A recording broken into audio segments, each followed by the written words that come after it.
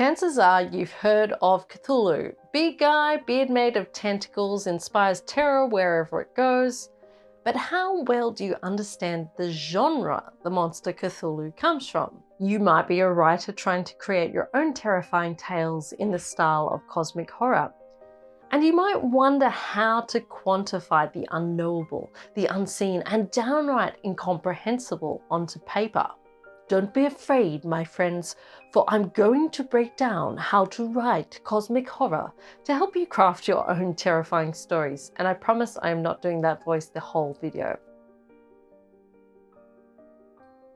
First up, it is really important to understand what cosmic horror is and where it sits in a historical context. Cosmic horror is a genre that came out of the late Victorian era and early 20th century with authors such as Arthur Machen, Robert W. Chambers, and Lovecraft at the forefront of the genre. These authors lived with the consequences of the Industrial Revolution of the 19th century, where science and rationalization became the dominant mode of thought. At the same time, there was a great interest in spiritualism and otherworldliness as a reaction to the rise of industry.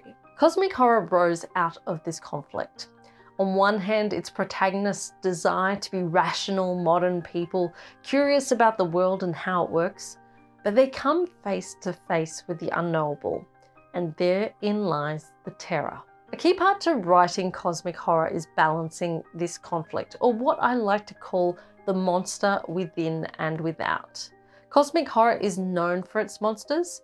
We've heard of the King in Yellow, Cthulhu, and Azathoth. The genre also draws from mythological creatures from ancient cultures, especially Egypt and Babylon. To view these monsters is to grasp a glimpse into the world beyond this one, whether that's the dreamlands, a normally unseen spiritual dimension, or outer space itself. It turns out the world we live in is a veil for another reality. Our everyday lives mask the terror that lies underneath the surface. And that's why there's also an accompanying sense of awe and wonder in cosmic horror. The unseen can be beautiful and deadly. These monsters are terrifying because they are truly alien. They don't obey human social structures or cues. They act according to their own desires and behaviors, and they don't usually place value on human life or existence. It's helpful to remember that Lovecraft was viewed as a science fiction writer as much as a horror author. He wrote about alien life. You only have to think about The Color Out of Space, where a mysterious meteorite debilitates the rural landscape. It's also a reason the film Alien is one of the best examples of contemporary cosmic horror, because it is about a truly alien creature where the humans can't reason with it, and Ripley can only slow it down. And yes, of course, there are examples in cosmic horror of smaller scale antagonists who might be part human and part creature. Lovecraft's deep ones from The Shadow over Innsmouth spring to mind. But even these hint at the larger hierarchies beyond. And that is terrifying to our protagonists when they find this out. And this is why internal conflict is so important to cosmic horror. When there is horror to be found in the monsters themselves, the genuine horror is coming face to face with the other side and realizing you can't do anything about it. You might survive, but if you tell anyone your story, you could end up committed to an insane asylum. Worse still, you might become what you feared. This desire to tell a hidden story is at the core of cosmic horror's narrative style.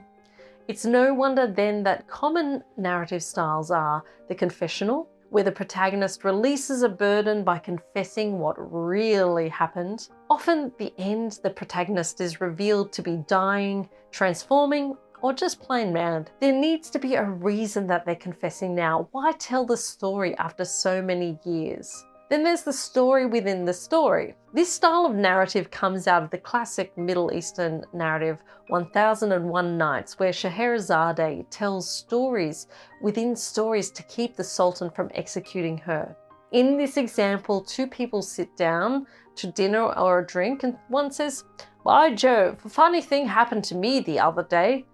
and so the story is framed within another. Often the second story ties into the first setting and all comes together in the end. A perfect example of this is Macon's The Great God Pan.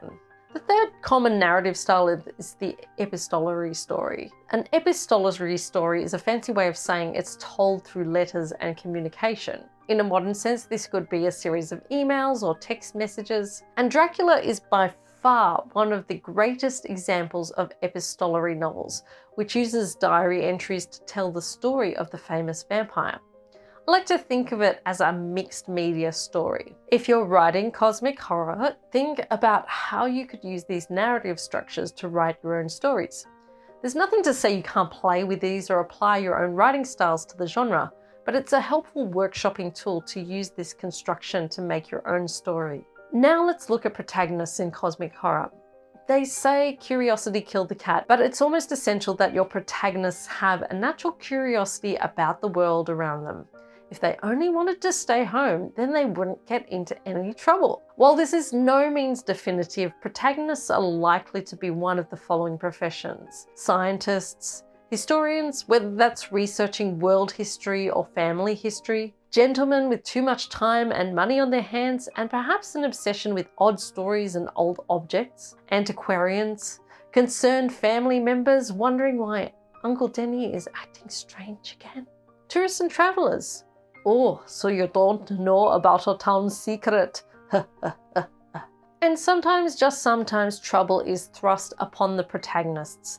Your protagonists shouldn't be superheroes. Think about what an ordinary person would do if they uncovered a fragment of an ancient relic in their backyard. Because cosmic horror came out of the Gothic period of fiction, much of the writing style comes out of this period too. So for one, atmosphere oozes from every sentence. It's as much about creating a creeping sense of dread as getting to the end point. There's a sense of bombastic awe to the writing that is lost a little on modern audiences. If you're looking for a contemporary author who nails Gothic voice, but still with a modern writing style, you need only to look at Anne Rice's interview with the vampire for a masterclass in style.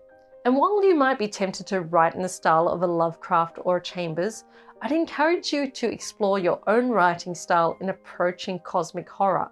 Finally, much of cosmic horror was written in a period with closed-minded attitudes to both gender and cultural diversity. It's well known that Lovecraft's work perpetrated racist stereotypes. Chambers' sexism in The Harbour Master caused me to write a feminist response in my story, The Harbour Mistress. You do not need to use these outdated archetypes to write a cosmic horror story. Far from it. Draw from the work, but see what you can do to subvert it. Victor LaValle and Matt Ruff are great examples of authors who draw from Lovecraft but use the mythos as a way of interrogating Black history in America. I hope these tips have helped you figure out what cosmic horror is and how you can apply these craft techniques to your own work. Just remember, don't prod Cthulhu while you're at it. I'm Kat Clay, I'm a Melbourne horror author and Call of Cthulhu game writer as well. If you enjoyed this video, want more nerd stuff, more writing tips, please do hit subscribe, and thanks so much for watching.